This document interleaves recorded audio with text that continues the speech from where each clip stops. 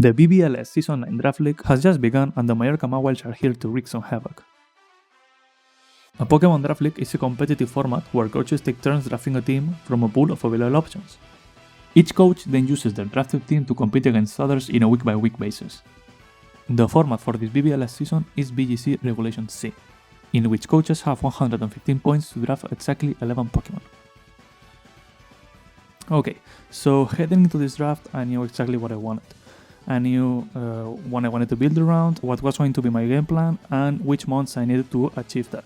So I was pretty happy when I got pretty much everything I was looking for.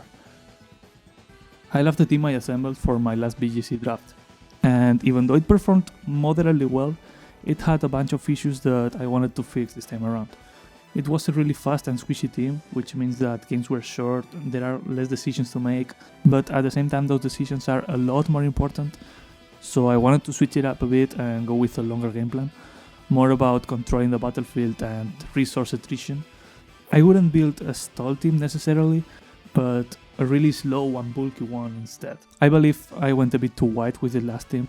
I wanted it to be good at everything, covering the whole type chart, not having any big weaknesses, having mons for every role.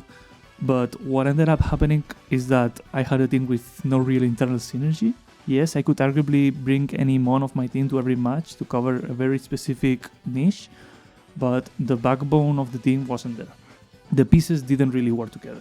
So the plan for this draft was getting a core of 4 or 5 Pokemon that work exceptionally well together and that I could bring to almost every match unchanged, and then have the rest of the squad as substitutes to cover very specific niches that could come up during the season. And then the final part of my plan was the 2 months that I really wanted to build around. These are 2 months that I've run in every Regulation C team so far and that have brought me excellent results together. Plus, it had the added benefit of me knowing really well how to play them, which in draft I would argue is just as important as having a strong draft. You may have a weaker than usual team, but if you know the ins and outs and understand well what it does and what it doesn't, you are gonna be just fine. And so I got my duo for the season in the first 2 rounds of the draft, Ting-Lu and Palafin. Ting-Lu is the centerpiece of the puzzle. As long as Ting-Lu is in the field without an immediate threat, that means I'm winning. And so I needed 2 things. Pokemon that work well alongside Ting-Lu, and Pokemon that deal with the very limited answers that exist to deal with the Ting-Lu. These being strong physical attackers that hit it super effectively, like Great Tusk or Chien-Pao. And this is why by getting Palafin for myself, I'm already removing one of the top 3 threats to Ting-Lu. But I'm also adding a Corviknight, which does a bunch of important things. It allows me to click Earthquake next to Ting-Lu. It serves as a check to Fighting Fairy and Ice types that all want to harm Ting-Lu, and also provides Tailwind as speed control. For a while this Corviknight was meant to be a Bronzong, which provided similar things with ground immunity, speed control with Trick Room, and steel coverage. But I didn't want to automatically lose to a Chien-Pao, so I opted for the bird instead. If you can't kill Ting-Lu with regular attacks, the next best thing you can do are statuses. Poisoning, burning, or even sleeping a Ting-Lu are really powerful ways to bring it down. That's why in my ladder team I use Blissey alongside it. Blissey serves as a second health bar for the already huge HP stat that Ting-Lu has. With the healer ability and heal pulse, it's damn near impossible to kill this mon.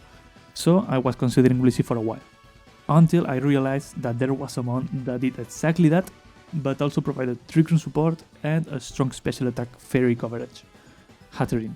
It can sit next to Ting-Lu just bouncing off statuses, patching it up with heal pulse and dealing with fighting types. So it was an excellent fit for what I was looking for. And now with these 3 I had the defensive backbone of the team. Now I just needed a bit of offense and tempo to use alongside Palafin. Palafin has to switch out, so I need mons that grant me free turns to do so. This is where Salazzle comes in. With Fake Out I can get the tempo needed for Palafin to comfortably switch out without feeling a powerful attack in return. Plus it has the Overheat plus Eject Back tech to immediately switch it back in without losing tempo at all. Moves that allow you to switch you out are really important to maintain the momentum and control of the field with a team as low as this one, so having a Volturn core could come quite in handy. I already had U-turn and Corviknight, so I was looking for a Volt Switch user, and Rotom Mao seemed perfect. It had a good speed tier, it granted me coverage that I was lacking with Electric and Grass, and also had all the support that Rotom always brings. It was just perfect.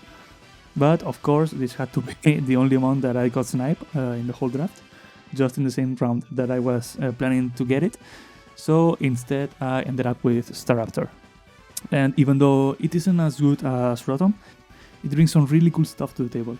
With Intimidate and the Flying type, it pairs up really well with Ting-Lu. It's a fast Tailwind setter, can use U-turn for Palafin switches, or just Final Gambit on opposing threat. With these 6, I had pretty much all I wanted with the team. So from now on, I just needed to pick low-cost value picks that could open even more options. So Toxapex is an insane Pokemon for only 4 points, with a lot of utility. It can poison enemies in matchups in which I can lean a bit more into stall, haste to deal with setup mons, and White Guard against spread attackers like Torkoal or Sylveon. Toadschool might be my favorite mon this generation. With Eviolite is just as good, if not better than Toadscrew. It can sleep enemies, redirect attacks, set up Trick Room, screens, knock off, it's amazing. Dragalge is really powerful for only 9 points. With Terra Blast I can have an adaptability boosted stab move of any type I need. So Dragalge will be my main special attacker and a big threat under Trick Room. And finally I got Ditto, which I don't expect to bring that much, but with a Choice Scarf it can help me with those speed tier issues that I have in some matchups. So in conclusion, I'm really happy with how the team turned out. I have the strong core that I wanted, but I still feel like I could bring any of these 10 months to any given week. So yeah, I feel really comfortable with this. But wait, I thought I had to draft 11?